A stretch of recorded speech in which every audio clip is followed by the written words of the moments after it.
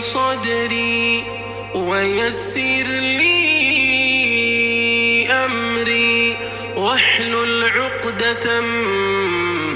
من لساني يفقه قولي واجعل لي وزيرا من أهلي هارون أخي اشدد به أزري وأشركه في أمري كي نسبحك كثيرا ونذكرك كثيرا إنك كنت بنا بصيرا. قال قد أوتيت سؤلك يا موسى ولقد مننا عليك مرة أخرى إذ أوحينا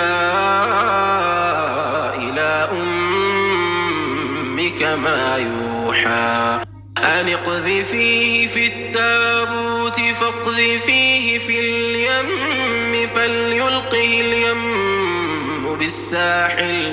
فليلقه اليم بالساحل يأخذه عدو لي وعدو له وألقيت عليك محبة مني ولتصنع على عيني إذ تمشي أختك فتقول هل أدلكم على من يكفله فرجعناك إلى أمك كي تقر عينها ولا تحزن